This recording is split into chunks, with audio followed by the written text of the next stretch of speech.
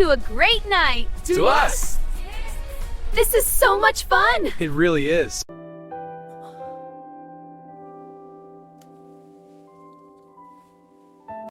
This is amazing! I know, right? We should do this more often. Definitely! I'm so glad you're here. Me too. I missed this.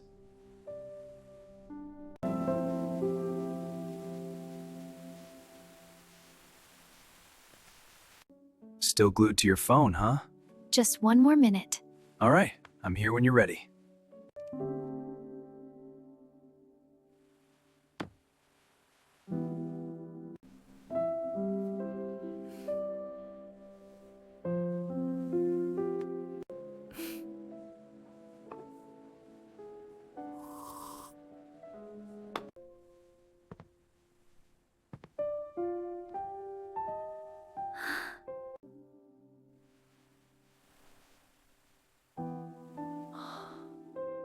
Why are you always so calm?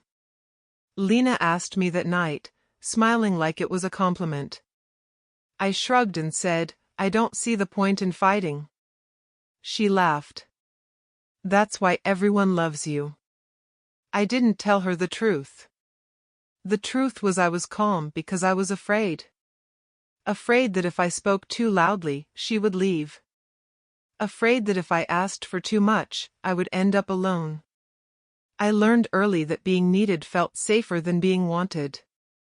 Mark once said, "You know they call you the perfect girlfriend, right?" I forced a smile. Funny. He wasn't joking. People really said it. Too patient. Too forgiving. Too quiet. I cooked. I listened. I apologized even when I didn't know what I did wrong. I learned Lena's moods before she spoke them. I learned silence like a second language. Lena leaned against me on the couch and said, "I don't deserve you." I replied, "You do." I said that a lot. I said it until I believed it was my job to make it true.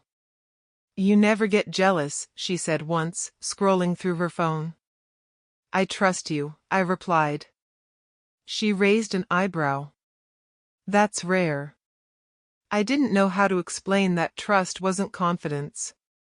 It was fear dressed up as loyalty. At dinner with friends, someone joked, "Man, if I ever mess up, I need a partner like you."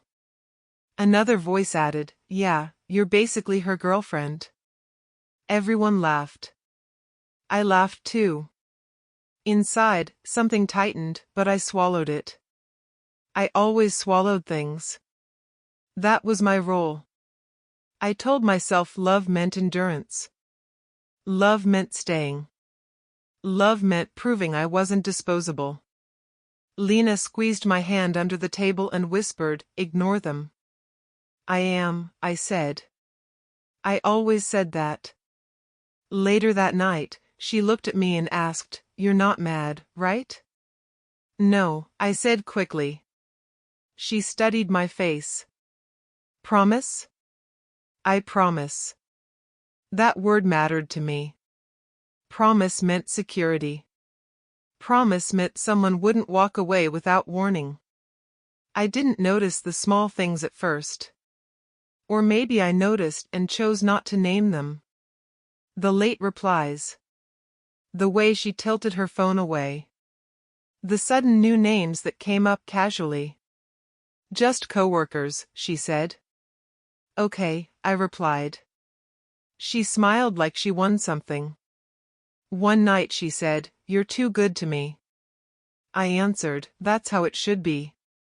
She didn't correct me. Mark pulled me aside once and said, "Are you happy?" I hesitated. "That pause," he said, "that's your answer." "I'm fine," I told him. He sighed. Fine isn't the same as safe. I laughed it off. "You worry too much." But at home, when Lena didn't notice my silence, I realized Mark saw me clearer than she did. Lena curled up next to me and said, "I feel like I can do anything with you." "That's good," I said. She smiled. You won't ever leave me, right? I felt my chest tighten. No. She relaxed instantly. I knew it. That was the moment I attached my worth to staying. I didn't think of it as a trap. I thought of it as devotion. Sometimes she tested me. You wouldn't care if I went out with friends, right? Of course not. Even if there were guys? I forced a laugh. Why would I care? She watched me closely. You're amazing. Amazing felt like a leash. But I held it proudly. When she was upset, I listened. When she cried, I held her. When she snapped, I apologized. I'm sorry, I said more than my own name. She once said, I don't know how you put up with me. I smiled and replied, someone has to. That line stayed with me. Someone has to. I turned love into responsibility. I turned patience into identity. At night, alone in my thoughts, I asked myself, what happens if she leaves? The answer scared me. Silence. Empty rooms. No purpose. No one needing me. So I stayed quieter. Kinder. Smaller. Lena looked at me one evening and said, You're my safe place. I nodded. I'm glad. But safety without respect slowly turns into permission. I didn't see it yet. I only knew I was proud of being chosen, even if it meant choosing myself last. When people laughed and called me the perfect one, I told myself perfection was strength. I didn't know it was the beginning of my weakness. Where were you last night? I asked, trying to keep my voice light. Lena didn't look up from her phone. With Sarah. Sarah from work? Yeah, she said easily. Why? No reason, I replied, even though my chest had already tightened. She glanced at me and smiled. You sound suspicious. I'm not, I said quickly. She laughed. Relax. You know I'd tell you if something was wrong. I nodded. I know. But something felt off. Not dramatic. Just wrong enough to notice. Sarah had posted a story that night. Lena wasn't in it. That shouldn't have mattered, but it did. You're quiet, Lena said. I'm just tired. She reached for my hand. Don't overthink things. That sentence landed heavier than it should have. Later, Mark called me. You busy? He asked. Not really. You sound weird. I'm fine. You always say that, he said. What's going on? I hesitated. Nothing serious. Try again, he said. I sighed. I think Lena lied to me. Silence stretched between us. About what? He asked carefully. Where she was last night. And she said she was with Sarah. And you don't believe her. I didn't say that. Mark didn't respond right away. Why do you think she lied? I don't know, I said. I just felt it. That feeling matters, he said. Or I'm just being insecure. That's not the same thing. She's never given me a reason not to trust her, I said, even as the words tasted false. Mark sighed. You don't need a reason to trust your gut. My gut gets things wrong, I replied. Your gut is the only honest thing you've got. I laughed weakly. You always make things sound dramatic. I'm not trying to, he said. I'm just worried about you. I appreciate it, I said. But you don't know her like I do. That's what scares me. I ended the call feeling defensive. Not of Lena. Of myself. I replayed the conversation in my head and convinced myself Mark was projecting. When Lena came home, she dropped her bag and said, "You're acting distant." "I'm not." "You are," she said. "Did I do something?" "No," I replied instantly. She studied my face. "Then what is it?" I swallowed. "Nothing." She smiled and leaned closer. "You know you can tell me anything, right?" I nodded. "I know." That was the lie I told myself. I wanted to ask again. I wanted to push. I wanted clarity. But I was afraid of what clarity might cost me. "Did you have fun with Sarah?" I asked casually. She nodded. "Yeah. We talked for hours." "About what?" "Work. Life. Stuff." I forced a smile. "That's good." She kissed my cheek. "You're so easy to be with." That sentence ended the conversation. Easy meant quiet. Easy meant no conflict. Easy meant safe. Later that night, I checked my phone again. Sarah had posted another story. Lena still wasn't there. I stared at the screen too long. "What are you looking at?" Lena asked. "Nothing," I said, locking my phone. She laughed. "You're weird tonight." "I'm just tired." "Come to bed," she said. "You think too much." I followed her, even though my mind wouldn't slow down. The next day, Mark met me for coffee. "You talked to her?" he asked. "Yeah." "And?" She explained it. "How?" "She said she was with Sarah." Mark raised an eyebrow. "That's it?" "Yeah." "You didn't ask more?" "I didn't want to make it a thing."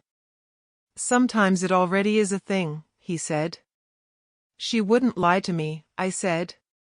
Mark leaned forward. "Listen to yourself."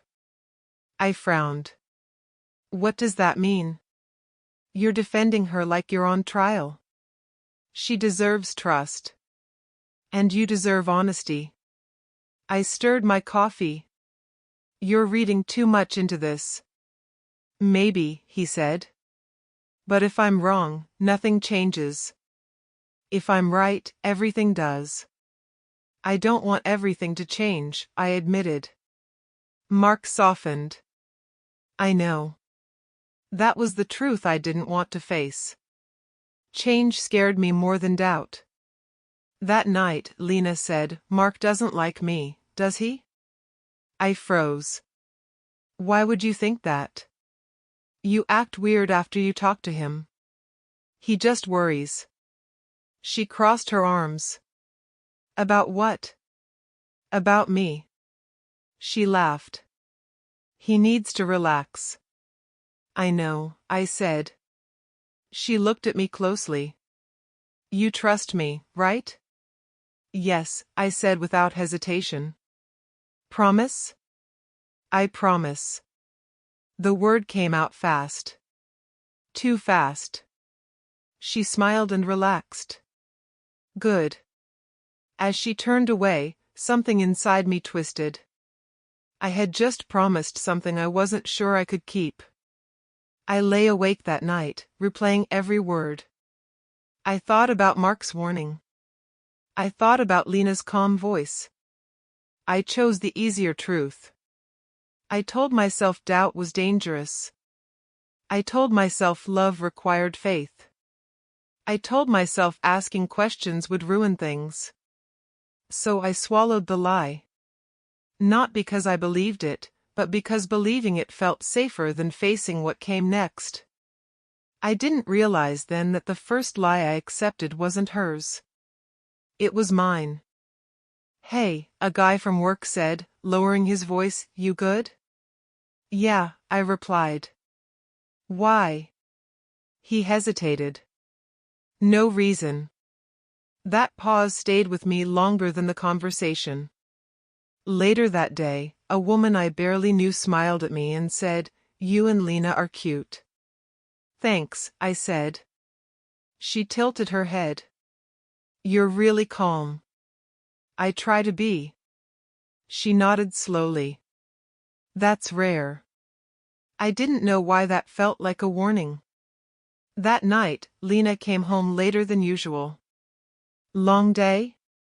I asked. "Exhausting," she said, dropping her bag.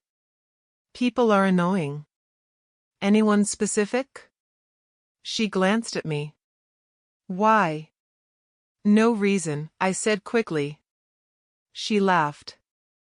"You're starting to sound like Mark." I forced a smile. "What does that mean?" "He always thinks something's wrong," she said. "Not everything has to be a problem." "I know," I replied. But I didn't. Not anymore. A message popped up on my phone while she was in the shower. "You okay, man?" It was Mark. "Yeah," I typed back. "You sure?" Why does everyone keep asking me that? A few seconds passed. "Because people are talking," he wrote. I stared at the screen. "Talking about what?" "About Lena." My chest tightened. "What about her?" "I don't want to be the one to tell you this." "Tell me anyway." "They say she's been seen with someone." "Seen how?" "Clothes." I locked my phone as Lena walked back into the room. "Who were you texting?" she asked casually. "Mark." She rolled her eyes. "Of course." "He worries," I said. "He needs a hobby," she replied. "You should stop letting him get in your head." "He's not." She sat beside me. "Then why do you look tense?" "I don't," I said. She touched my face. "You do. Talk to me." I hesitated. "People at work, they're acting strange." She laughed. "People are always strange." "Some comments," I added. "Looks." "About what?" "About us." Her smile didn't fade, but something sharpened in her eyes. "What did they say?" "That we're different." She smirked. "We are." "That you're busy." She leaned back. "Busy?" "Social," I said carefully. She shrugged. "Is that a crime?" "No," I replied. "Then what's this about?" she asked. I swallowed. "Mark heard some things." Her expression changed instantly. "There it is." "There what?" "Mark," she said. "Poisoning you." "He's just concerned." "About what?" she snapped. I flinched. "Nothing specific." She stood up. "I can't believe this." "I'm not accusing you," I said. "You don't have to," she replied. "Your face already did." "I just wanted to talk." "About rumors," she said. "Do you know how insulting that is?" I didn't mean. "You trust random people over me?" she asked. "No," I said quickly. "I trust you." She crossed her arms. "Then why bring it up?" "Because it was eating me alive." "But I didn't say that." "I just needed reassurance," I said instead. She exhaled slowly. "You're really letting insecurity ruin things." "I'm not insecure," I replied. She laughed. "You are. And it's not attractive." That sentence landed hard. "I'm sorry," I said automatically. She softened immediately. "I don't want us fighting." "Me neither," I said. "Then drop it," she said. I nodded. "Okay." She leaned in and kissed me. Good. Later that night, I met Mark outside. You talked to her? He asked. Yes. And? She denied it. Mark sighed. That's not what I asked. She was calm, I said. Confident. That doesn't mean honest. She wouldn't lie to me. People lie to the ones who won't leave, he replied. I shook my head. You're making it worse. I'm trying to help you. I don't need help, I said. Mark looked at me carefully. Then why do you look like you're losing sleep? I didn't answer. He continued, I heard it from 2 different people. Heard what? That she's been close with someone named Evan. I laughed. Evan? She knows like 3 Evans. Mark frowned. You're really good at explaining things away. That's because you're wrong. He leaned back. I hope I am. So do I said. That night, Lena noticed my silence again. You're thinking, she said. Just tired. She sighed. You always say that. What do you want me to say? The truth, she replied. I looked at her. I'm scared. Her eyebrows lifted. Of what? Losing you. She smiled. You won't. How do you know? Because you're not going anywhere, she said lightly. That should have comforted me. Instead, it made my stomach turn. Why would you say that? I asked. She laughed. Because you're loyal. I choose to stay, I said. Exactly, she replied. The conversation ended there. I lay awake, staring at the ceiling. I replayed every look, every pause, every rumor. I told myself people loved drama. I told myself calm mattered more than truth. In the morning, Lena said, You good now? Yes, I replied. She smiled. I knew you'd get over it. I watched her leave and realized something quietly terrifying. I wasn't getting over anything. I was burying it. Can we talk? Lena said, standing in the doorway. My stomach dropped before she said anything else. Of course, I replied. What's wrong? She didn't sit. She paced. Her hands kept twisting together. I messed up, she said. I waited. She looked at me like she was measuring how much truth I could survive. I didn't tell you everything before. About what? I asked. She swallowed. About that night. My chest tightened. What about it? She stopped pacing and finally looked at me. Her eyes were wet. I kissed someone, she said. The room went quiet. When? I asked. A few weeks ago. Who? I asked. She hesitated. It doesn't matter. It does to me, I said. She wiped her face. Someone from work. I nodded slowly. I waited for anger. It didn't come. Did it mean anything? I asked. No, she said quickly. It was stupid.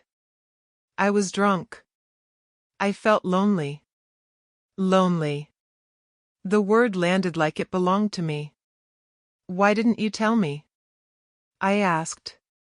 I was scared, she said. I didn't want to lose you. That should have made me angry. Instead, I felt responsible. I should have been there more, I said without thinking. Her head snapped up. No. This isn't your fault. But she didn't stop me from blaming myself. I've been distant, I added. I know that. She shook her head. You're always there. Then why were you lonely? I asked. She looked away. I don't know. I stood up and took a step toward her. Are you sure that's all? She nodded. Yes. Just a kiss? I asked. Yes, she repeated. I wanted to believe her. I needed to. She started crying then.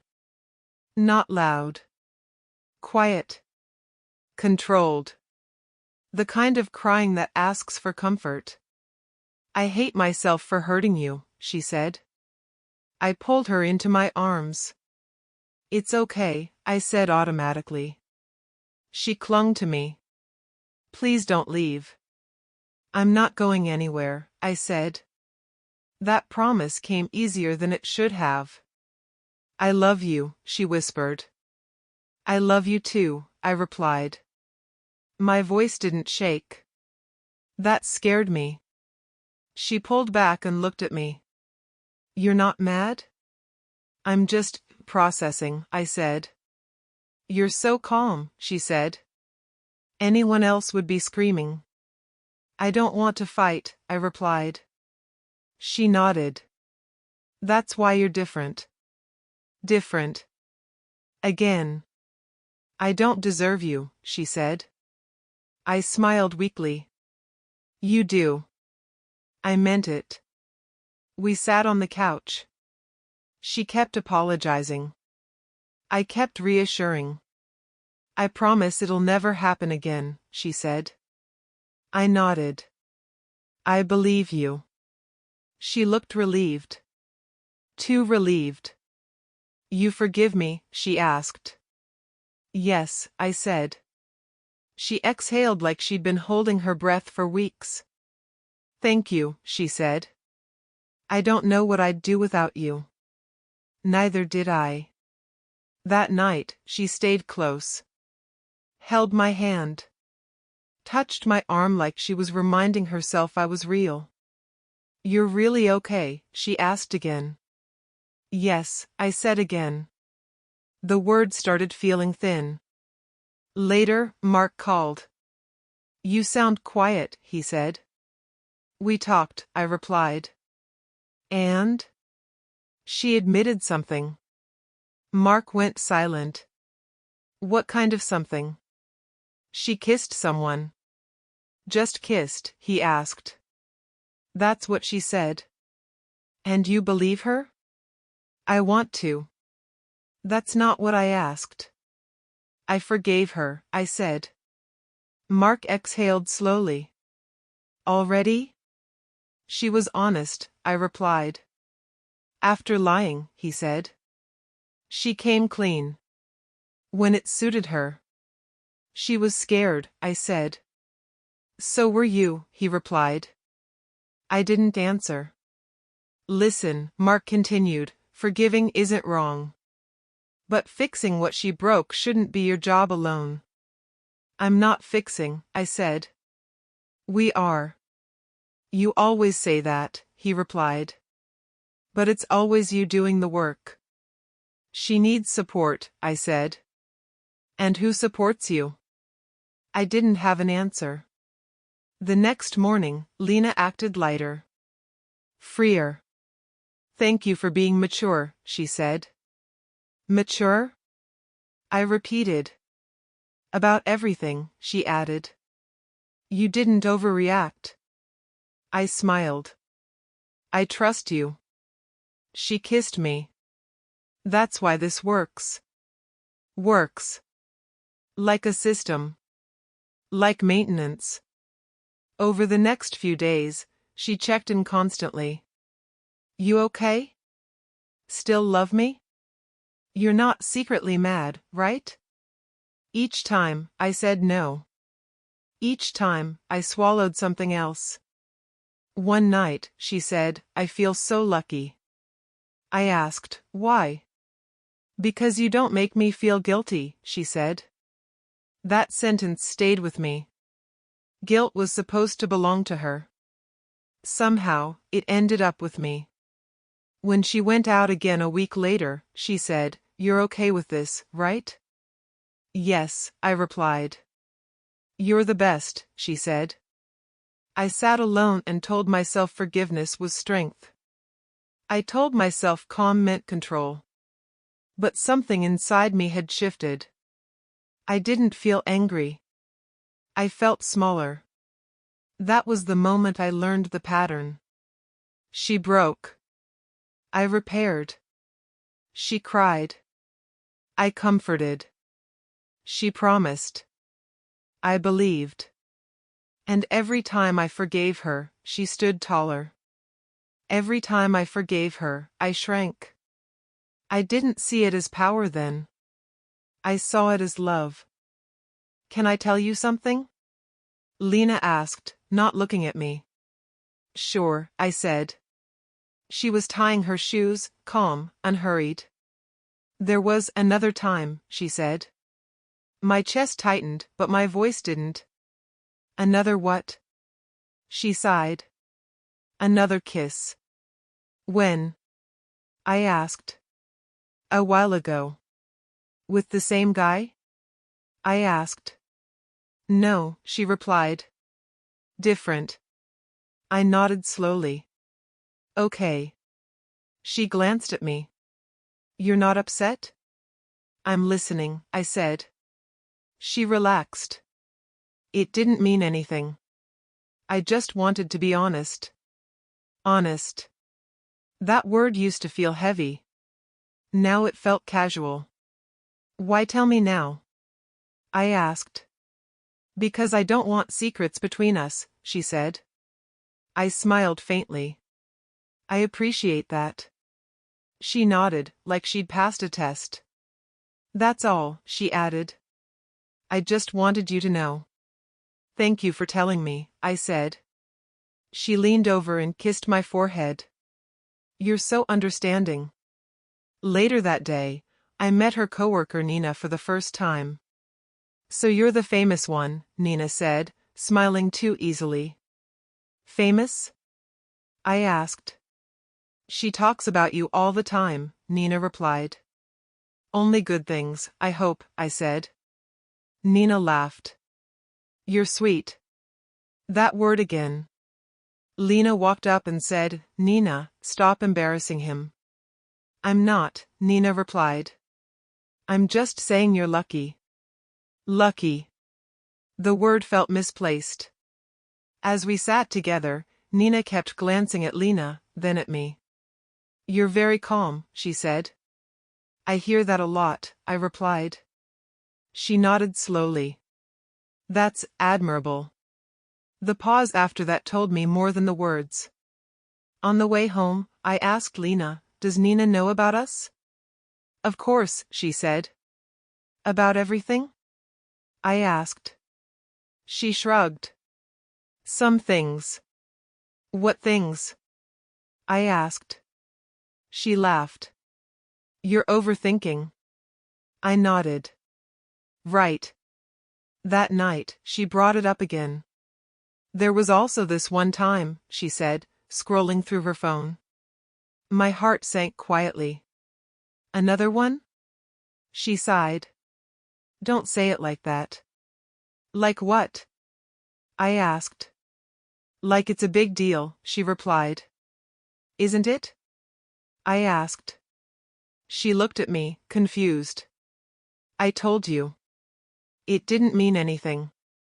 "How many times?" I asked. She hesitated. "Does it matter?" I thought about lying. I chose honesty. "It matters to me," I said. She rolled her eyes.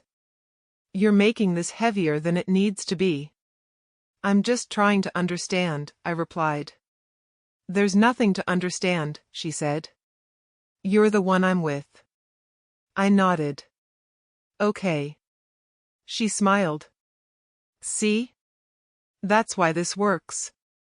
Works. Again.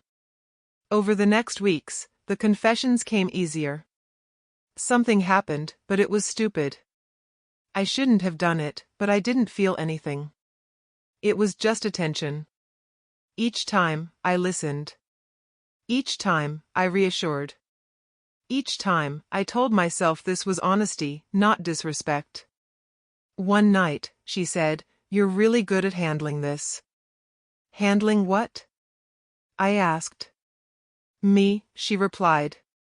That word hit harder than any confession. I wasn't her partner anymore. I was her handler. Mark noticed the change. "You look tired," he said. "I'm fine," I replied. "You always are," he said. "That's the problem." "She's just being honest," I said. "And you're just absorbing it," he replied. "I don't want to fight," I said. "Then what do you want?" he asked. I thought for a moment. "Peace." Mark nodded slowly. "Peace shouldn't cost you your dignity." I didn't respond. One evening, Lena came home smiling. "Nina says hi," she said. "Why?" I asked. "She said you're a good guy." I smiled faintly. "That's nice. She also said she doesn't know how you do it." "Do what?" I asked. "Put up with me," Lena replied, laughing. I forced a laugh. "Someone has to." She kissed me. Exactly. That night, lying in bed, I stared at the ceiling. I replayed every confession. Every calm response. Every apology I made on her behalf. I realized something slowly. Forgiveness had stopped being a gift. It had become an expectation. When she messed up, she didn't fear losing me. She feared a conversation. And she knew I would soften it. One afternoon, she said, "I might go out tonight." "With who?" I asked. "Friends," she replied. "Which ones?" I asked. She sighed. "Does it matter?" I paused. "No." She smiled. "Good." Before leaving, she added, "You trust me, right?" "Yes," I said. She kissed my cheek. I knew it. When she was gone, I sat alone and felt something unfamiliar. Humiliation. Not loud. Not sharp. Quiet. I imagined Nina knowing things I didn't. Smiling at me. Pitying me. I imagined Lena telling her, "He understands." Understanding had become my curse. When Lena came back, she said, "Thanks for being cool." I nodded. "Always." She smiled. "That's why I can be myself with you." I didn't know who I was anymore. I wasn't angry. I wasn't heartbroken. I was useful. I was maintenance. I was the place she rested between mistakes. And the worst part was this. I was proud of how well I did it. "It happened again," Lena said, like she was commenting on the weather. I didn't look up. "When?" "Last week." I nodded. "Okay." She paused. "That's it? What else do you want me to say?" I asked. She studied me. "You're not upset." "I'm listening," I replied. She smiled, relieved. "I knew you'd understand." That was number 20. I didn't mark it down anywhere. I just knew. The number sat in my head like a quiet fact. Not sharp. Not painful. Just there. A few weeks later, she said, "I need to be honest with you." I exhaled slowly. "About what?" "There was this guy at a conference." "Did you sleep with him?" I asked. She blinked. "You're not even easing into it anymore." "Did you?" I repeated. She nodded. "Once." I waited for something inside me to break. Nothing did. "Okay," I said. She frowned. "You're scaring me a little." Why? I asked. You're too calm. I almost laughed. Calm wasn't strength anymore. It was absence. That's number 40, I thought. Mark noticed first. You don't react anymore, he said. There's nothing to react to, I replied. That's not healthy. What's healthy? I asked. Screaming? Begging? Feeling, he said. I feel, I replied. He looked at me. When's the last time you cried? I thought about it. I couldn't remember. She doesn't even hide it now, Mark said quietly. I know. Then why are you still there? I opened my mouth and nothing came out. Later that night, Lena said, You're really quiet lately. I'm just tired. You always are, she replied. Long days, I said. She shrugged. At least you don't overreact. That sentence stuck.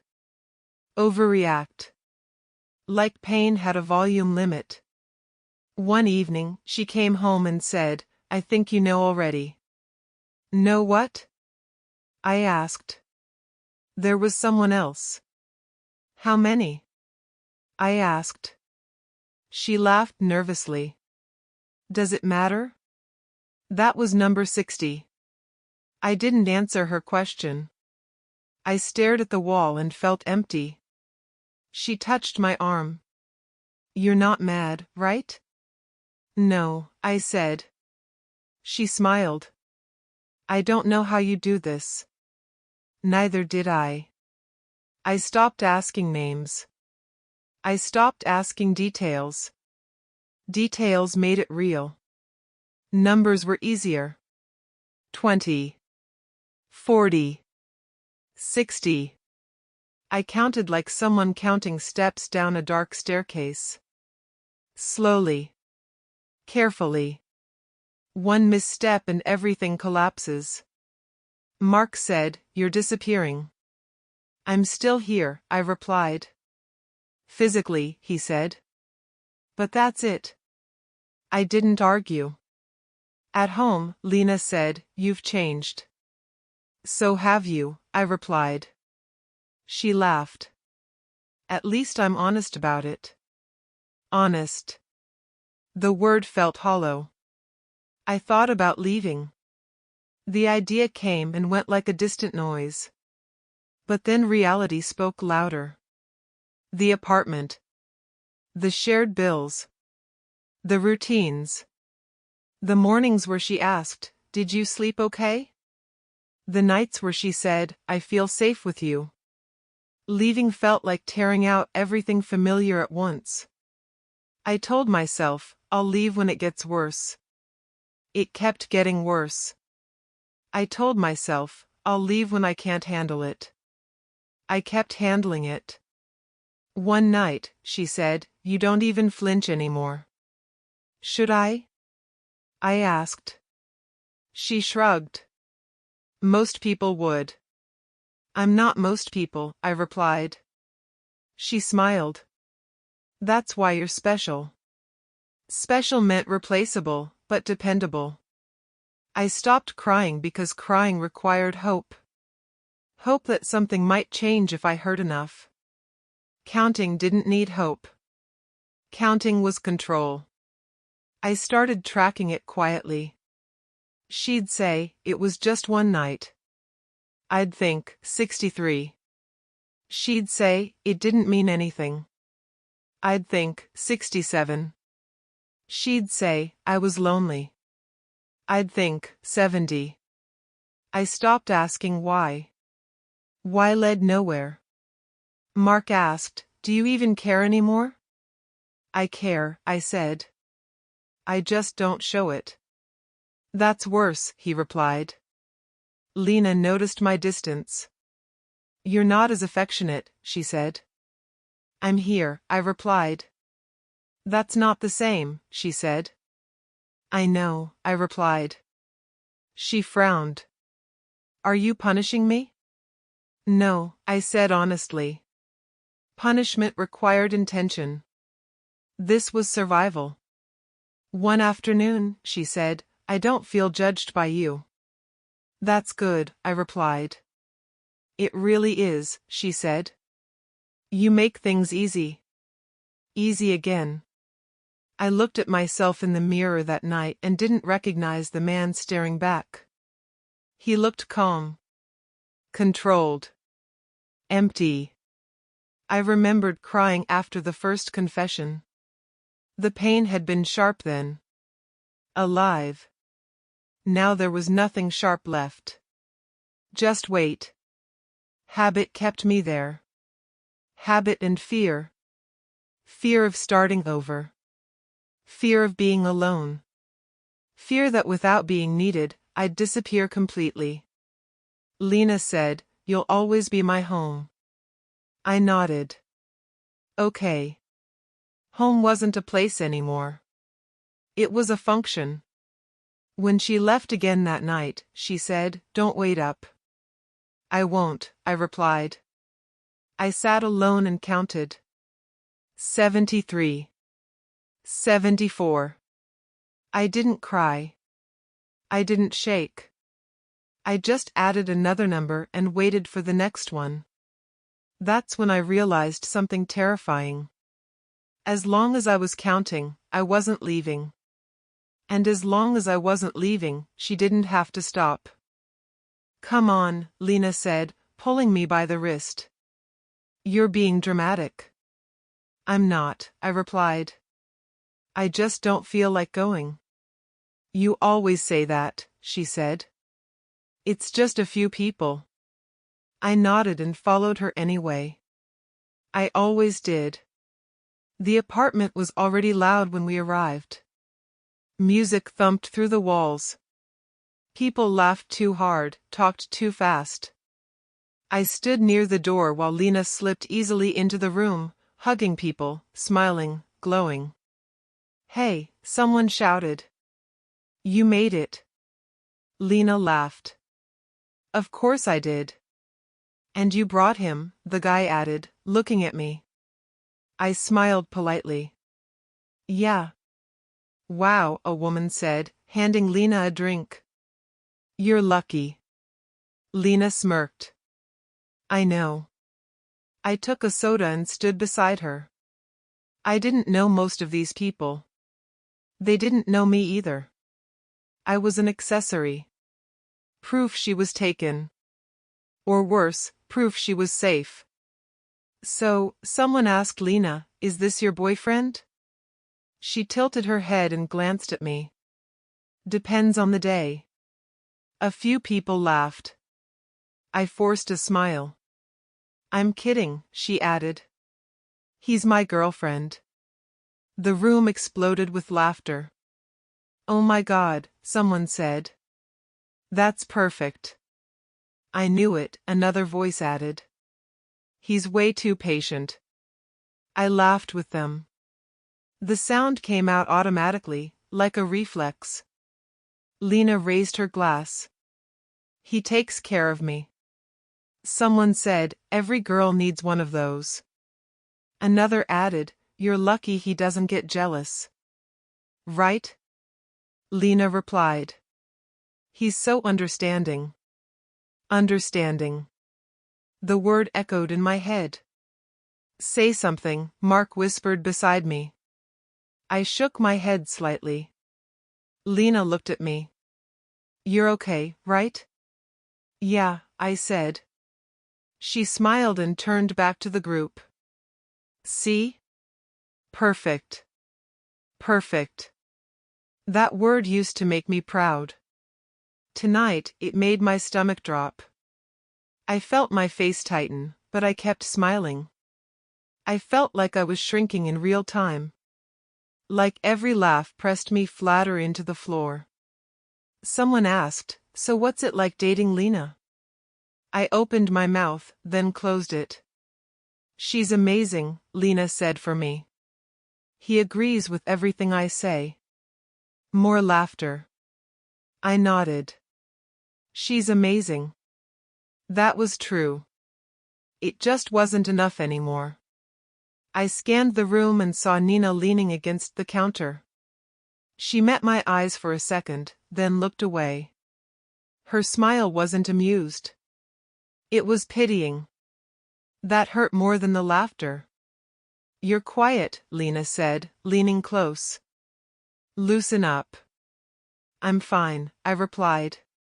"You always are," she said, kissing my cheek. The kiss felt like a stamp. Like proof I belonged to her in some way I didn't fully understand anymore. Mark leaned closer. "You don't have to take that." "It's a joke," I whispered. "A joke only works if everyone's laughing," he replied. I was laughing. That was the problem.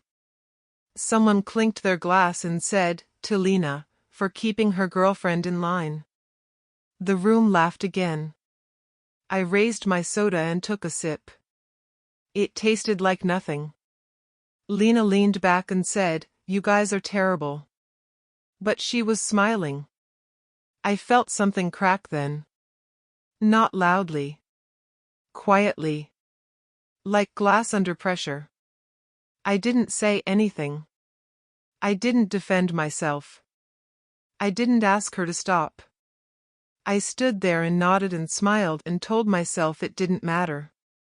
Inside, a voice whispered, "This is how they see you." Not as her partner. Not as her equal. As something soft. Something useful. Later, on the balcony, Lena lit a cigarette. "You disappeared," she said. I needed air. She exhaled smoke. "You're too sensitive." I didn't say anything. "You didn't have to," she replied.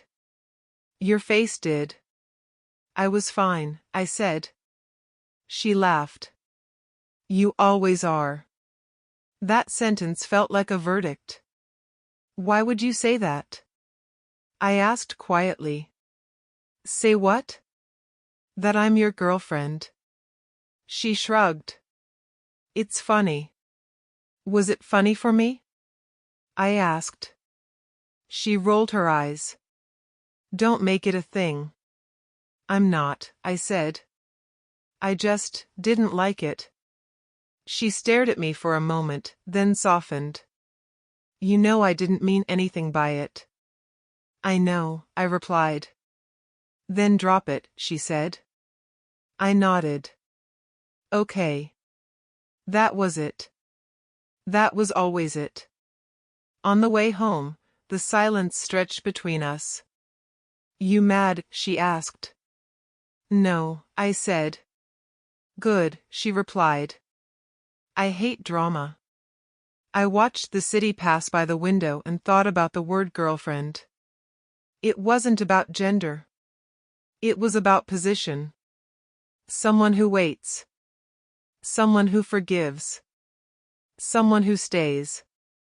When we got home, Lena said, "You were great tonight." I looked at her. "Great how?" "You didn't overreact," she said. "You didn't embarrass me." I smiled faintly. "I'm glad." She kissed me and went to bed. I stayed in the living room, sitting in the dark. I replayed the laughter. The jokes. Nina's look. Mark's silence. I realized something then. This wasn't just about respect. It was about how easily I let myself be reduced. I told myself I didn't act because I didn't want to ruin the night. The truth was simpler. I didn't act because I didn't know who I'd be if I stopped playing the role they gave me. Perfect. Quiet. Girlfriend. I sat there and felt the fracture widen just enough to notice. Not enough to leave. Not yet. "There's something I should tell you," Lena said, brushing past me into the kitchen. I didn't turn around. "Okay." She paused. "That's it?" I leaned against the counter. "What do you want me to say?" She sighed. "I don't know." Something. I waited. She cleared her throat. It happened again. When? I asked.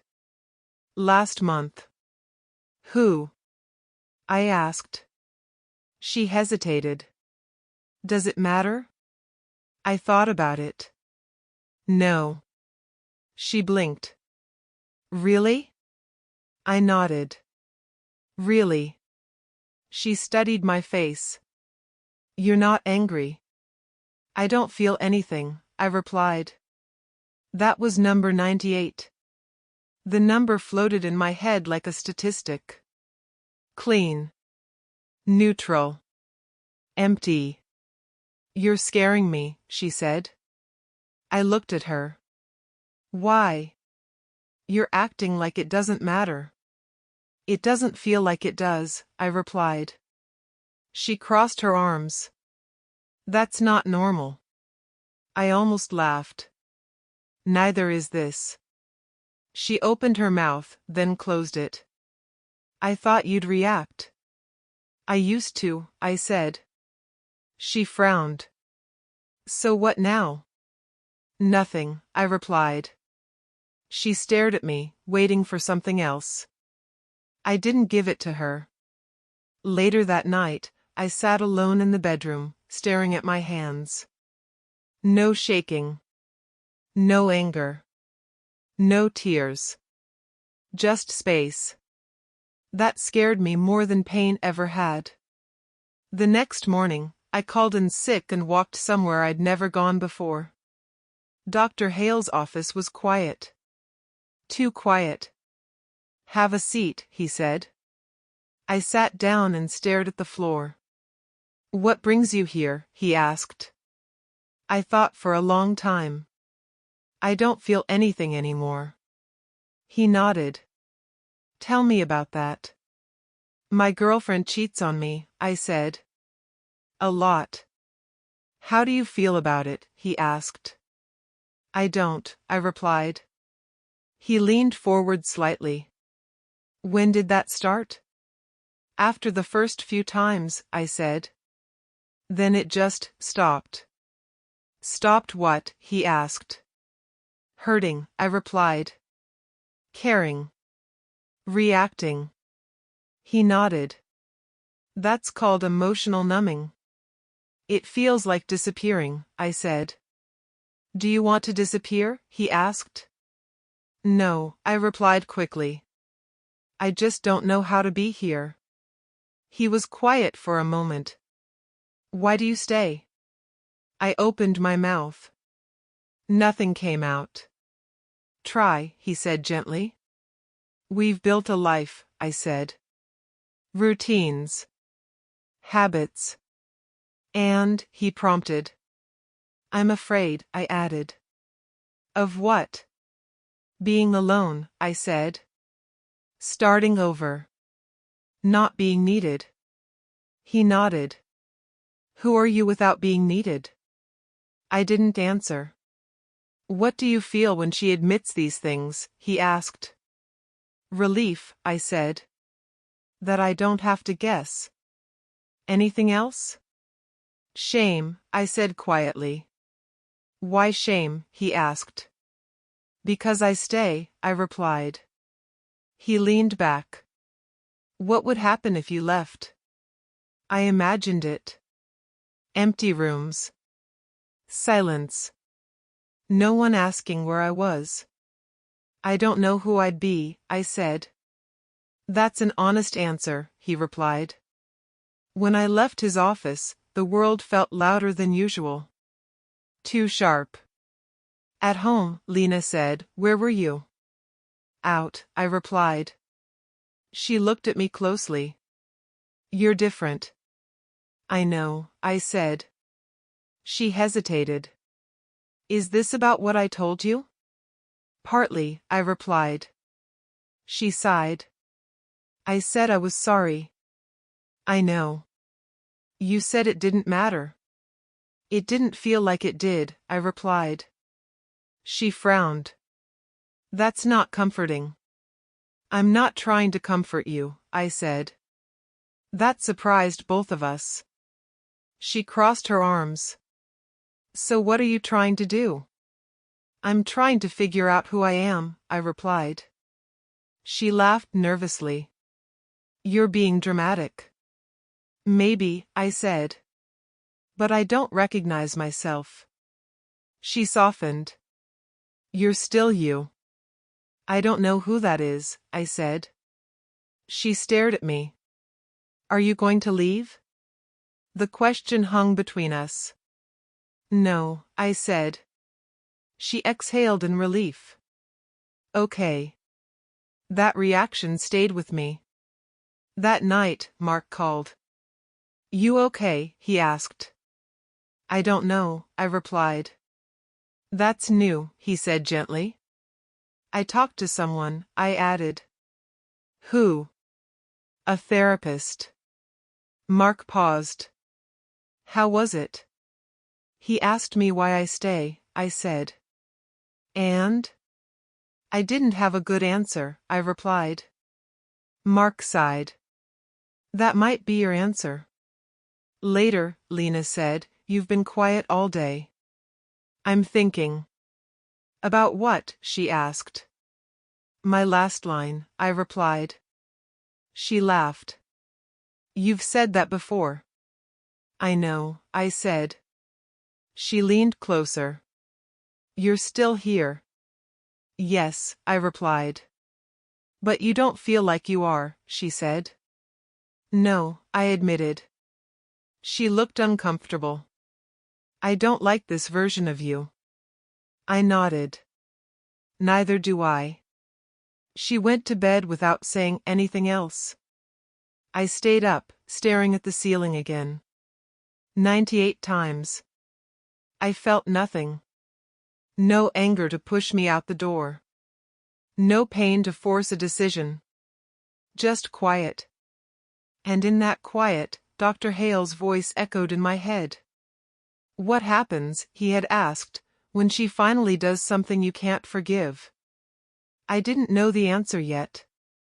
But for the first time, I was afraid to find out. I saw her before she saw me. That was the worst part. She was standing near the bar, laughing, one hand on his chest like it belonged there. Ryan leaned in close, too close, saying something that made her smile the way she used to smile at me. Then she kissed him. Not quick. Not drunk. Not accidental. Deliberate. I stopped walking. Ryan pulled back first and looked over her shoulder. Our eyes met. He knew exactly who I was. His face changed for half a second. Not shock. Not guilt. Recognition. Lena turned and saw me. Her smile didn't disappear. Hey, she said. The music kept playing. People kept talking. Glasses clinked. The world didn't pause for me. I stood there, feeling strangely steady. Wow, Ryan said. This is awkward. Lena laughed lightly. I didn't expect you here. I work here, I said. She tilted her head. Right. I forgot.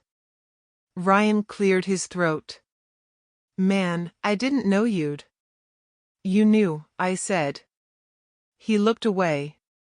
Lena sighed. Can we not do this right now? I looked at her. Do what? Make a scene, she replied. I glanced around. A few people were watching. Pretending not to. I'm not making a scene, I said. She shrugged. Good. Ryan shifted. I'll give you guys a minute. No, Lena said. Stay. That word landed harder than the kiss. Ryan hesitated. Are you sure? Yes, she replied. He's calm. She looked at me like she was proud of that. I nodded slowly. You're right. I am. She smiled. See? I turned to Ryan. How long? He swallowed. A few months. That makes it number 99, I said. Lena frowned. Why are you counting? I looked at her. Because you stopped. Ryan's eyes widened slightly. Man, I didn't mean. You didn't mean to get caught, I replied. Lena crossed her arms. You're being dramatic. I'm stating facts, I said. She laughed. You always do this thing where you act like the victim. I tilted my head. You're kissing another man in public. So, she asked. So you don't care anymore, I said. She rolled her eyes.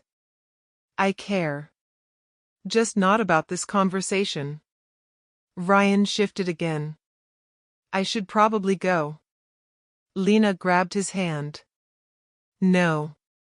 I felt something inside me turn cold. She looked at me. What? You're not mad. I'm not, I said. She smirked. Exactly. Ryan laughed nervously. You're really chill, man. I looked at him. Don't talk to me. He raised his hands. Fair.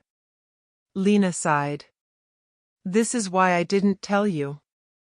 I nodded. You didn't tell me because you didn't think I'd leave. She froze for a moment. What does that mean? It means you're right, I said. I didn't leave. She relaxed again. See? We're fine. That word. Fine. I looked around. Nina stood near the back, watching. Mark stood closer to the door, his face pale. I looked back at Lena. You're not even sorry. She shrugged. I told you before. It doesn't mean anything. You said that 98 times, I replied. And you stayed, she said. That's on you. Something snapped. Not loudly. Cleanly. I nodded once. You're right. She smiled. There it is.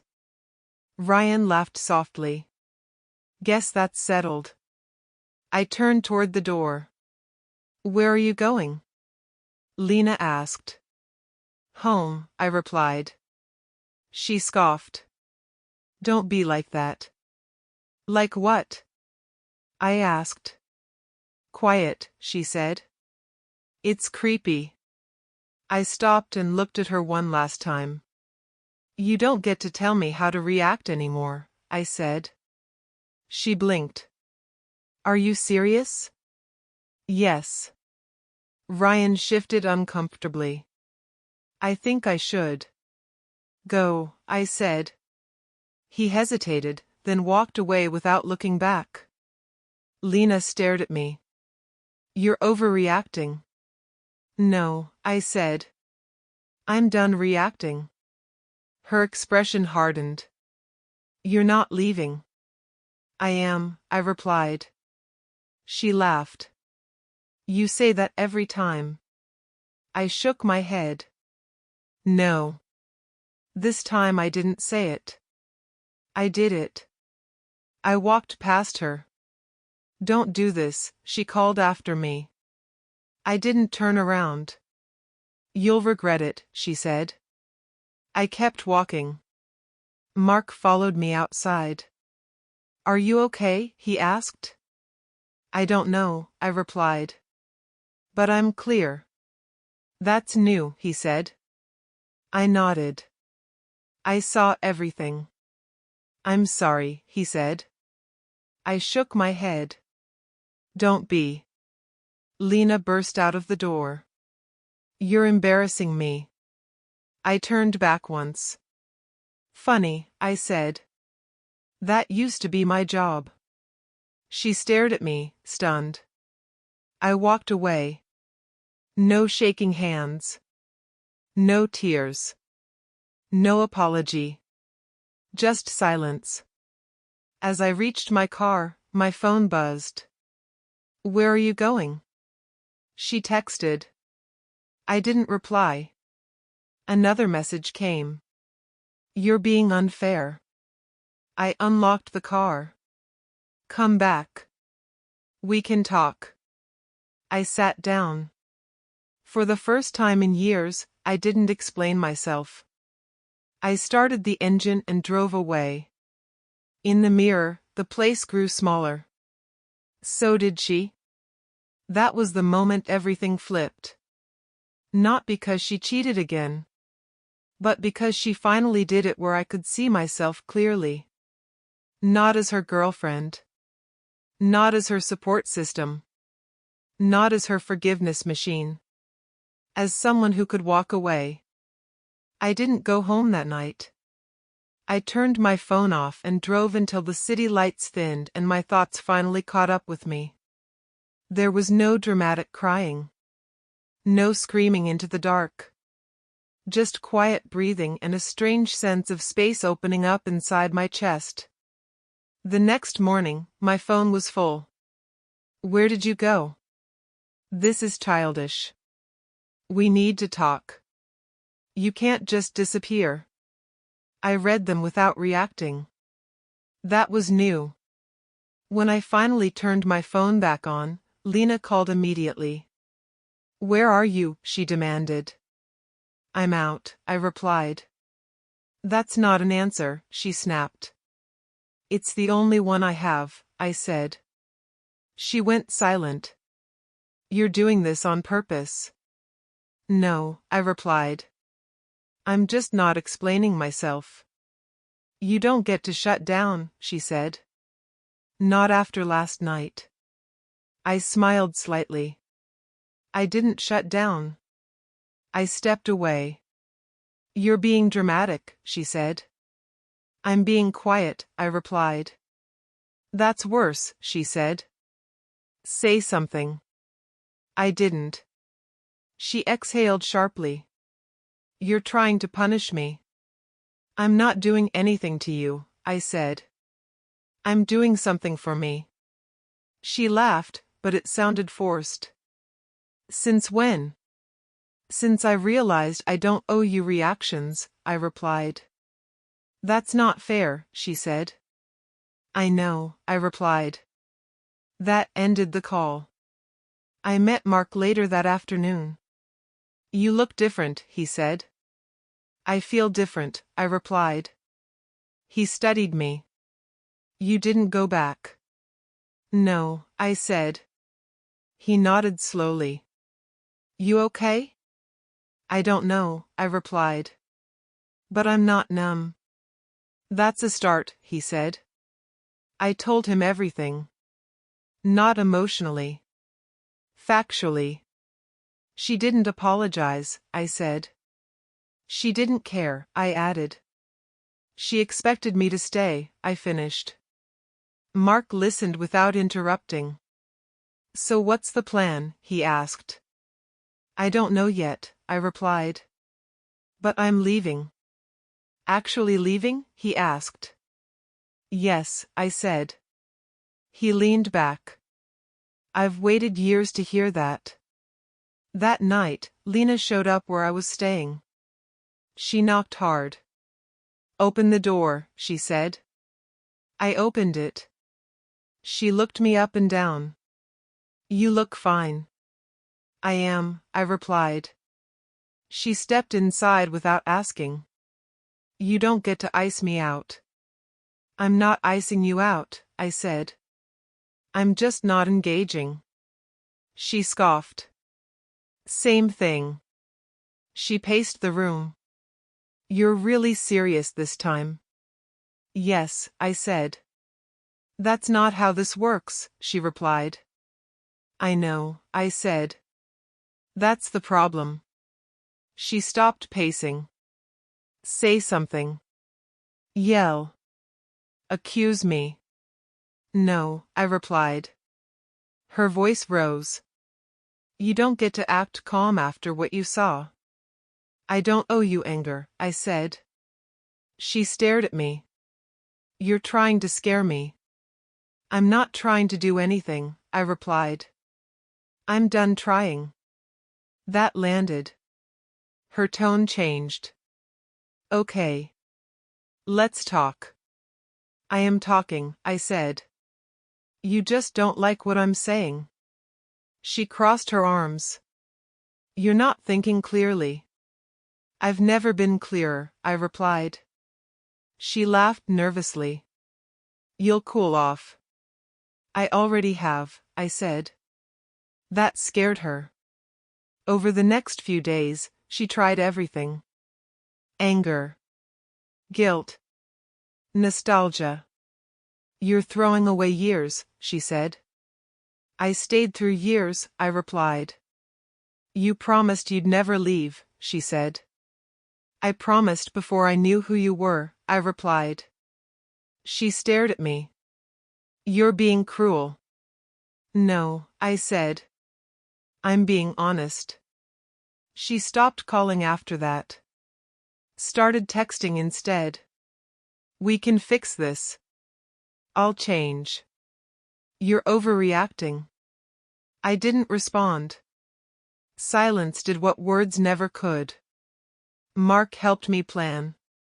First thing, he said, get your finances separated. I know, I replied. And don't tell her everything, he added. You don't owe her a play-by-play. That felt strange.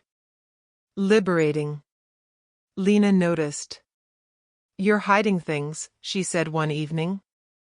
I'm handling things, I replied. With who? She asked. Myself, I said. She scoffed. You're acting like a stranger. I nodded. That's because I stopped being the version of me you understood. She looked unsettled. I don't like this. I know, I replied. That was the shift. Before, she controlled the emotional temperature. Now, she didn't know how to read me. You're really leaving, she said one night. Yes, I replied. When? She asked. Soon, I said. She swallowed. You didn't even fight for us. I looked at her. I fought for us for years. She shook her head. This isn't like you. I know, I replied. That's why it's working. She laughed bitterly.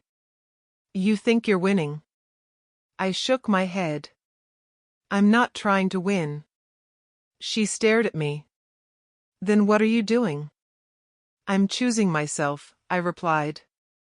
She didn't have an answer to that. That night, after she left, I sat alone and felt something new. Not rage. Not sorrow. Control. Not over her. Over myself. I didn't beg. I didn't fight. I didn't explain. And for the first time, she was the one afraid of losing me. Why aren't you answering me? Lena asked. I looked up from my phone. You asked a question? You know what I mean, she said. You're barely talking.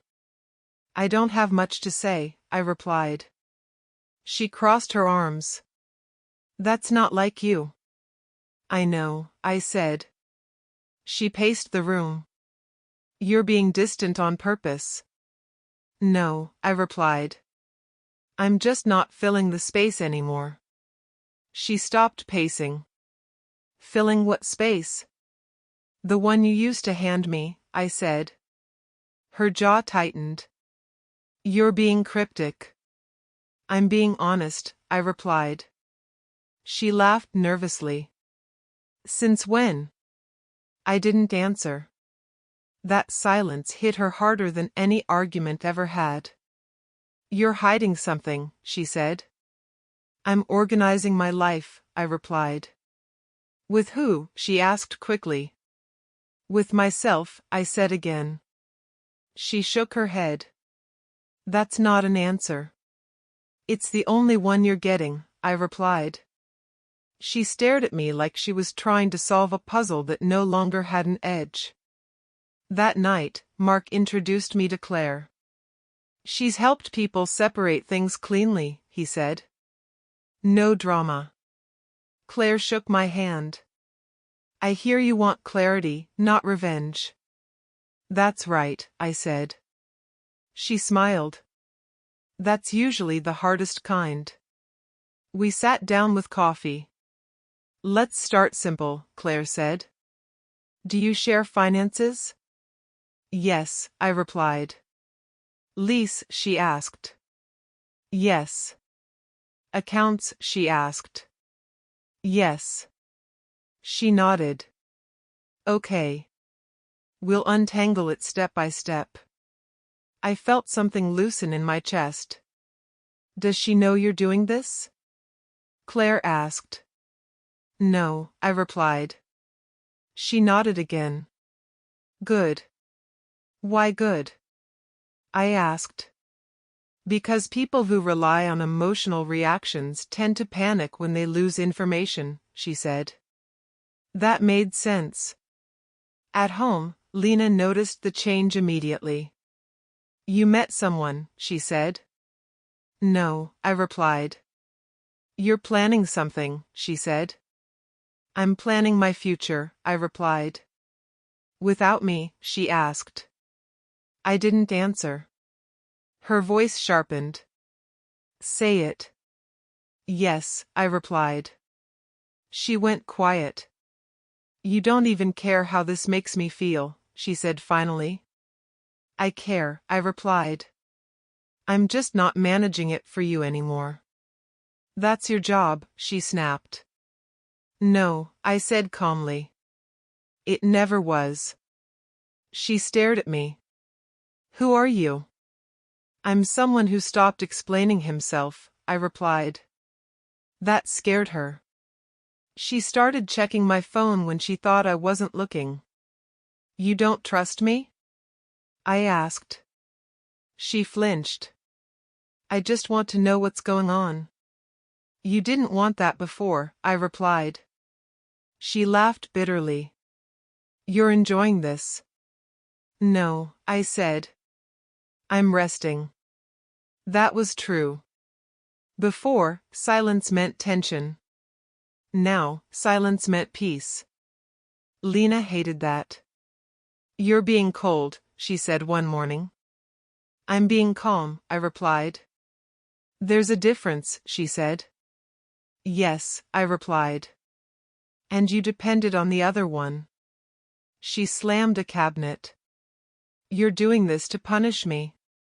I'm doing this to survive, I replied. She froze. That word landed. She softened. We can fix this. I know, I replied. Her face lit up. So you're willing to talk? I'm willing to listen, I said. Not negotiate my boundaries. She frowned. That's not fair. I didn't say it was, I replied. She looked lost.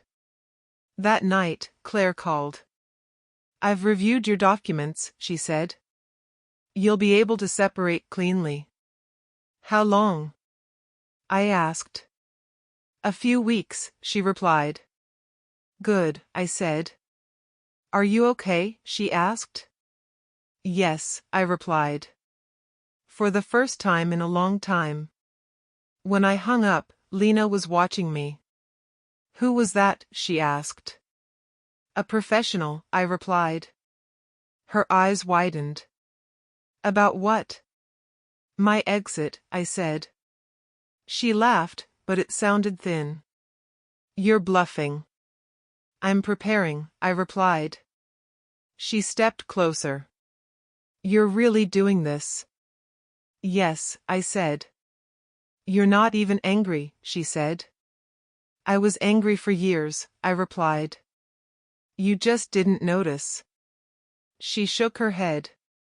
You're supposed to care. I do, I said. I just stopped performing it. She didn't know what to say to that.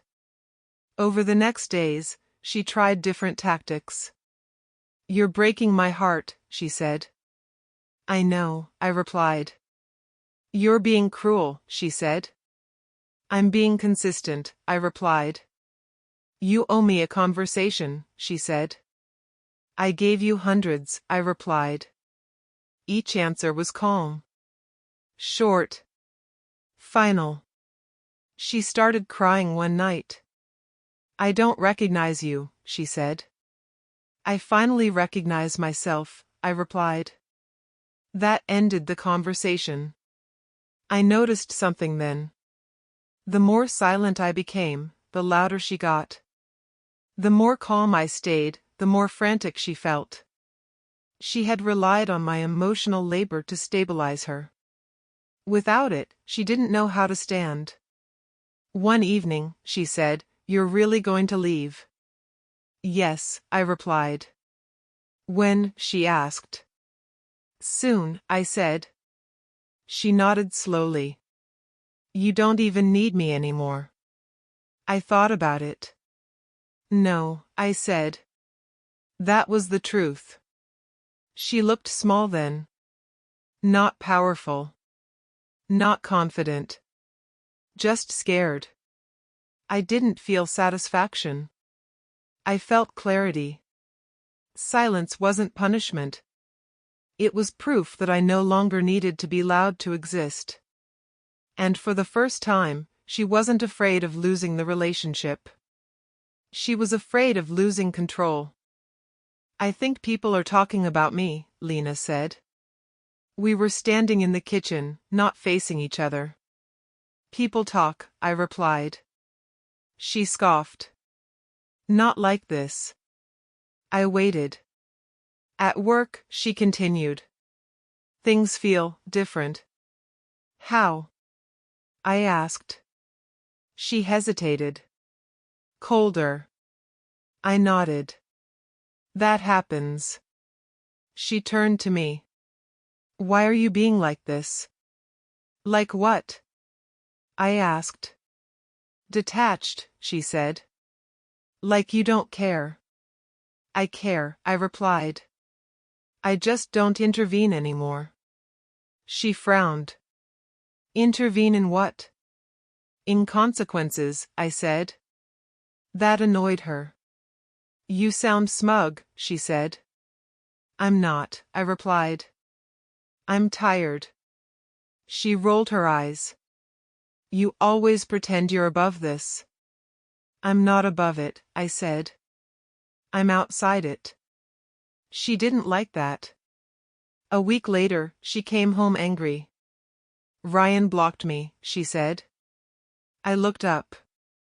"Okay. That's it," she snapped. "What do you want me to say?" I asked. "He said I was too much," she continued. "Can you believe that?" I almost laughed, but I didn't. "People get to decide what they can handle," I said. She stared at me. "You're enjoying this?" "No," I replied. "I'm letting it happen." That night, Nina texted me. "Hey. Just wanted to say I'm sorry." I didn't reply. Lena noticed my phone light up. "Who was that?" she asked. "Someone being polite," I replied. She narrowed her eyes. "About what?" "About things they don't want to be involved in anymore," I said. Her face tightened. Over the next few weeks, the pattern became clear. She'd come home frustrated. "People are acting weird," she said. "How?" I asked. "They don't invite me anymore," she said. I nodded. "That happens." "Stop saying that," she snapped. "Stop asking me to fix it," I replied. She slammed her bag down. "You used to help." "I used to clean up messes," I said. "I'm done doing that." She stared at me. "You think you're better than me now?" "No," I said. "I think I'm done protecting you from yourself." That shut her up. Mark noticed it too. She's unraveling, he said. I know, I replied. You going to say anything? He asked. No, I replied. He raised an eyebrow. Not even tempted? Not anymore, I said. Mark nodded. That's growth. It didn't feel like growth. It felt like patience. Lena's phone stopped buzzing at night. She started pacing more. You don't think people see me differently, do you? She asked once. They see patterns, I replied. She scoffed.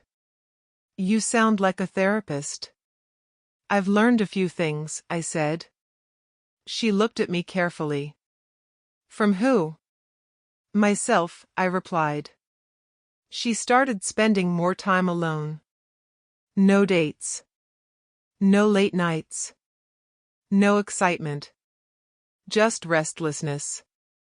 One evening, she said, I feel invisible. I looked at her. Welcome to my old life. She flinched. That's not fair, she said. I didn't say it to be fair, I replied. She sat down heavily. You're supposed to care when I'm hurting. I do, I said. I just don't rescue anymore. She laughed bitterly. You think this is karma? I think this is consequence, I replied. There's a difference. She leaned forward. You could help me. I shook my head. That's not my role. She stared at me. Since when? Since I stopped being your safety net, I replied. Her voice cracked. I didn't ask you to be that. You did, I said calmly. Every time you cheated and expected forgiveness. She looked away. At work, things got worse for her. They passed me over, she said one night. For what? I asked. A project, she replied. They said I wasn't reliable. I nodded. That's rough. She glared at me. You're supposed to be on my side. I am on my side, I replied. She laughed sharply. There it is. Yes, I said. There it is. She started sleeping poorly. I heard her pacing at night. She stopped looking confident. She started looking tired. One afternoon, she said, Do you think I'm a bad person? I thought about it. I think you made choices. That's not an answer, she said. It's the only honest one, I replied. She wiped her face. Everyone leaves. I nodded. Eventually. Even you, she added. Yes, I replied. That silence stretched. I miss when you cared, she said. I still care, I replied.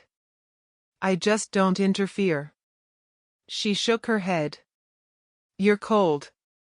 I'm clear, I said. The loneliness hit her hardest. No one to validate her. No one to chase. No one to soften consequences. She tried once more. We can start over, she said quietly. I already did, I replied. With who? She asked. With myself, I said. That answer ended it. I watched everything happen without stepping in. No revenge. No exposure. No lectures. Just time. I learned something important during those weeks. Karma isn't dramatic. It doesn't announce itself. It doesn't need help. It just removes the cushions people rely on and lets them feel the ground. Lena felt it. Slowly. Accurately. And I didn't feel joy watching it. I felt relief. Because for the first time, I wasn't responsible for fixing what someone else kept breaking. She knocked softly this time. Not demanding. Not angry. Careful. I opened the door and saw her standing there, smaller than I remembered. Can I come in? Lena asked. I stepped aside. You already are. She walked in slowly, like the space no longer belonged to her. I don't want to fight, she said. I know, I replied. She sat down and stared at her hands. I messed everything up. I didn't respond. She looked up. Say something. I'm listening, I said. She nodded, swallowing. I'm sorry. The words hung there. Not dramatic. Not rushed. Just late. I should have said that before, she added. Yes, I replied. She flinched. I didn't think you'd actually leave. That sentence hurt more than anything else she'd ever said. I took a breath. That's the truth, isn't it? She nodded slowly. I thought you'd always stay. Why? I asked. Because you always did, she replied. I felt something twist inside my chest. So you didn't think you had to stop, I said. She shook her head. I didn't think I'd lose you. That's not love, I replied. That's insurance. She winced. I know. She leaned forward. I was scared. So was I said. She looked up. You never showed it. I wasn't allowed to, I replied. She wiped her eyes. I didn't realize how much you gave up. That's because I never made you look at it, I said. She nodded. You made everything easy. I let that sit. I didn't respect you, she said quietly. That honesty surprised me. You relied on me, I replied. There's a difference. She nodded again. I didn't think you'd ever choose yourself. I exhaled slowly. Neither did I. She started crying then. Not performative. Not loud. Just exhausted. I lost everyone, she said. And now I lost you. You lost me before I left, I replied.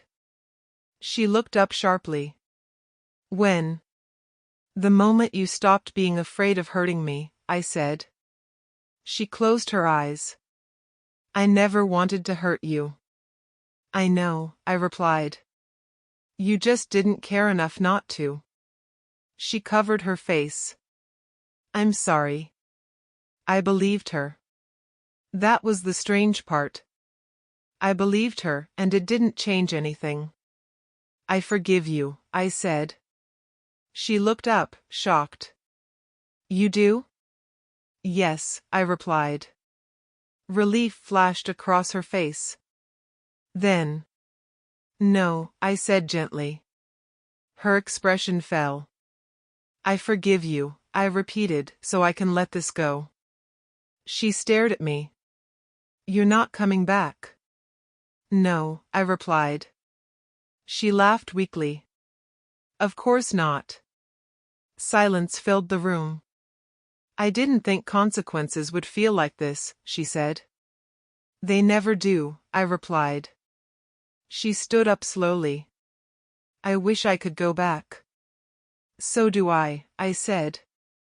But not for the same reasons. She nodded. I know. She walked toward the door, then stopped. Can I ask you something? She said. Yes, I replied. Did you ever stop loving me? I thought about it. No, I said. I stopped abandoning myself. She swallowed hard. That's worse. Yes, I replied. She opened the door. I'm proud of you.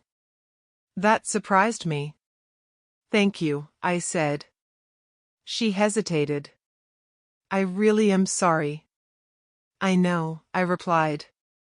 She left without another word. I closed the door and leaned against it, feeling lighter and heavier at the same time.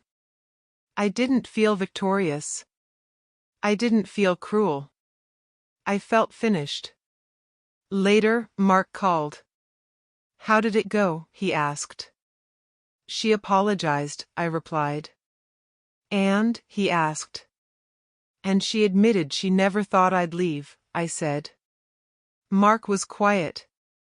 "That's rough." "Yes," I replied. "You forgive her?" he asked. "Yes," I said. "For her or you?" he asked. "For me," I replied. "That's the right answer," he said. That night, I sat alone and replayed everything. The endurance. The silence. The self-erasure. I realized forgiveness wasn't about erasing pain. It was about releasing responsibility. I no longer had to carry her guilt. I no longer had to justify her behavior. I no longer had to stay to prove my worth. I had done enough. The apology came too late to save the relationship. But it came just in time to save me from bitterness. I slept deeply that night. No counting. No tension. No waiting. Just rest. In the morning, I felt something new. Closure. "So how does it feel?" Dr. Hale asked. I leaned back in the chair. "Quiet." "Good quiet or empty quiet?" he asked. "Good," I replied. "Unfamiliar, but good." He nodded.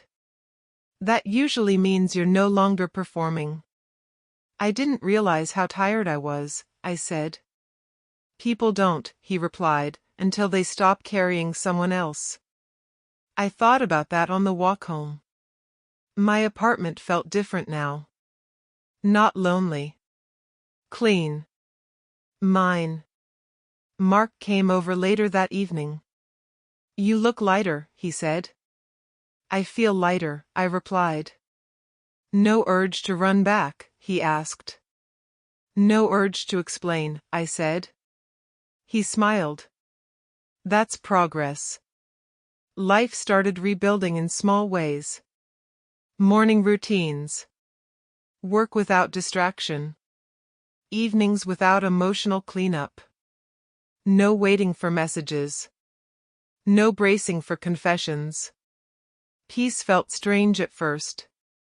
Like I was forgetting something important. Then I realized I wasn't forgetting. I was resting. A few weeks later, Mark invited me out for coffee. "I want you to meet someone," he said.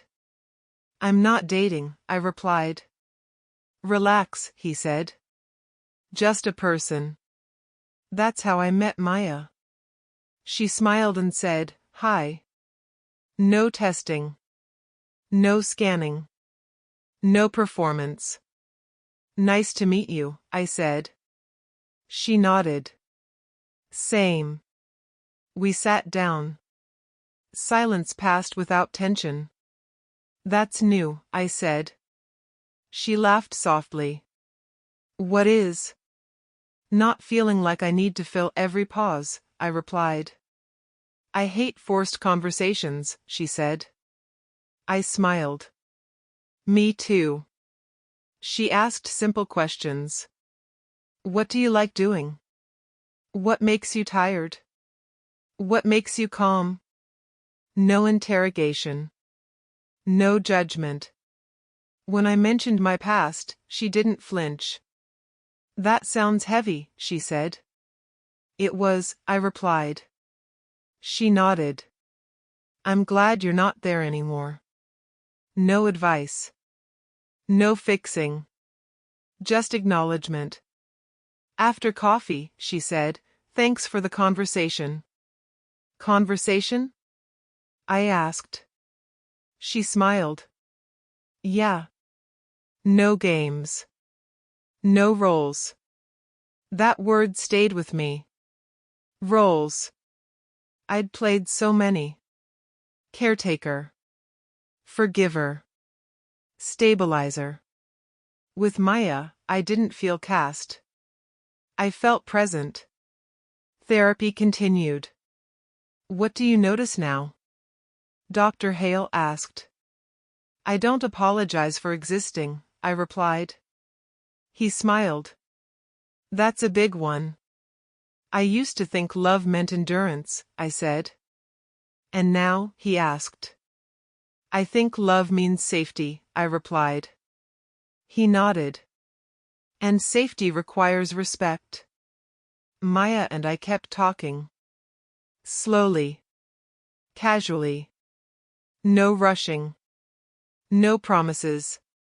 No chaos. One evening, she said, you don't disappear when things get quiet. I used to, I replied. Why? She asked.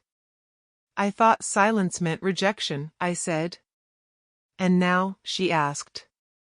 I think silence just means peace, I replied. She smiled. That's healthy.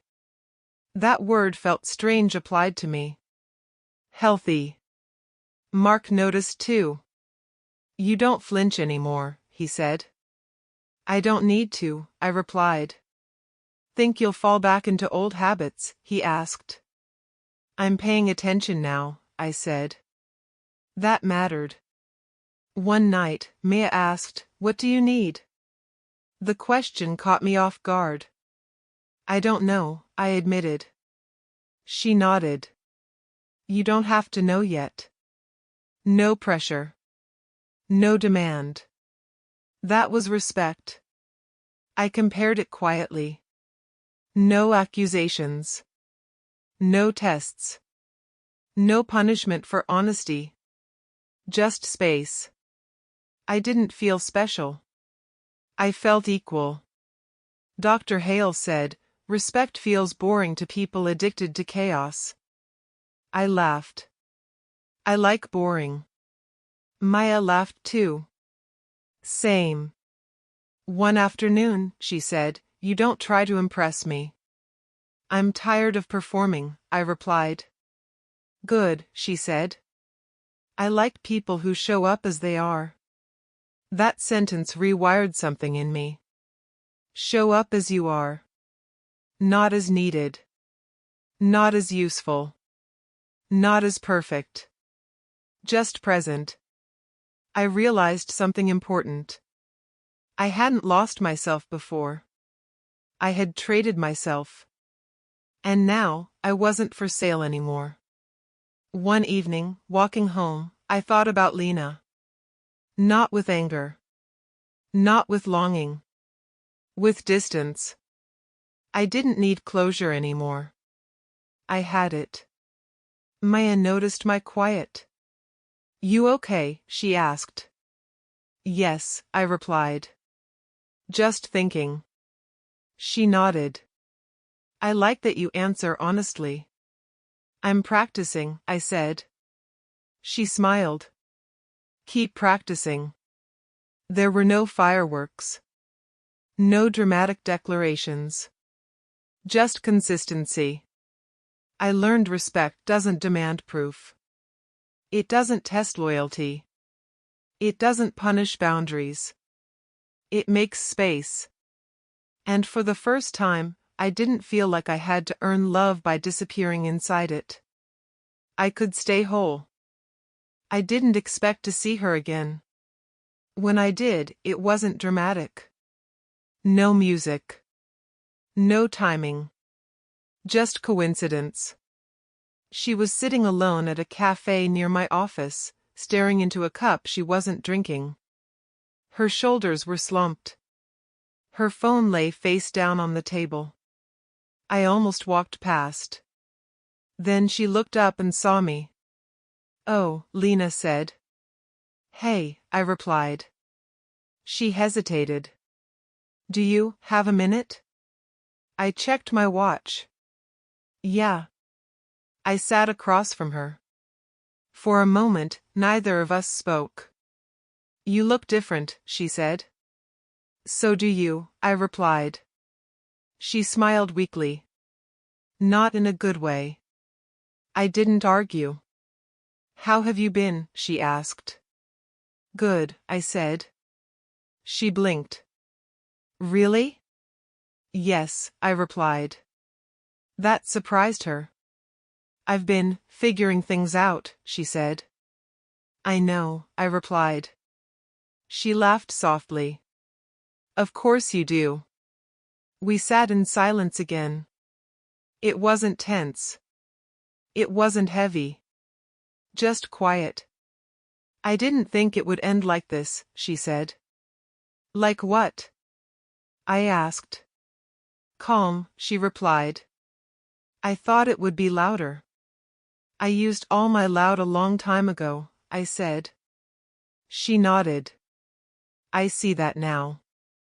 She took a breath. I lost a lot. I know, I replied.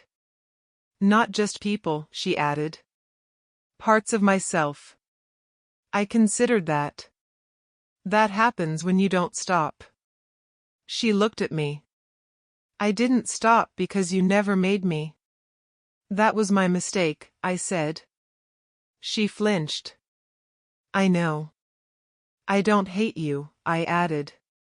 I know, she said. That hurts more. I smiled faintly. It shouldn't. She looked down. You were always stronger than I thought. No, I said. I just stopped confusing endurance with love. She nodded slowly. I used to think you'd come back. I know, I replied. She met my eyes. I thought if I waited long enough, you'd soften. I did, I said. Just not toward you. She smiled sadly. That sounds fair. We sat quietly. I'm glad you're okay, she said. I am, I replied. She hesitated. Are you happy? I thought about it. Yes. That answer felt solid. She exhaled. I'm still learning how to sit with myself. That's hard, I said. She nodded. You made it look easy. It wasn't, I replied. I just did it quietly. She smiled at that. I don't think I ever really saw you, she said. I know, I replied. I see you now, she said. That's enough, I replied. She stood slowly. Thank you for not hating me. I don't have room for that anymore, I said. She nodded. Take care. You too, I replied. She walked away without looking back. I stayed seated for a moment, breathing in the quiet. I felt no urge to chase. No urge to explain. No urge to prove anything. That was how I knew I was done. Later that night, Mark called. You ran into her, didn't you? He asked. Yes, I replied. How'd it go? He asked. Peaceful, I said. He laughed softly. Never thought I'd hear that. Me neither, I replied. You okay? He asked. I'm good, I said. Actually good. That's the best ending, he replied. After the call, I sat alone and thought about the man I used to be. The one who stayed quiet. The one who swallowed pain. The one who thought love meant survival. I didn't judge him anymore. He did what he knew how to do. But I didn't need to be him anymore. I thought about the counting. 20. 40. 60. 98. I didn't need numbers now. I had boundaries. I had clarity. I had myself. Maya texted me. Dinner tomorrow? Yes, I replied. No anxiety. No fear. No performance. Just presence. I realized something important. I didn't need someone to choose me to feel whole. I didn't need to be needed to feel valuable. I didn't need to endure to prove love. Endurance without respect is just slow self-erasure. I had learned that the hard way. Standing by the window, I watched the city lights flicker on. I felt calm. Not the numb calm. The earned kind. The kind that comes after you stop betraying yourself. I didn't win her back. I didn't expose her. I didn't get revenge. I got something better. Freedom. And when I finally went to bed, the last thought that crossed my mind wasn't regret or anger. It was gratitude. For the moment I stopped explaining. For the silence I chose.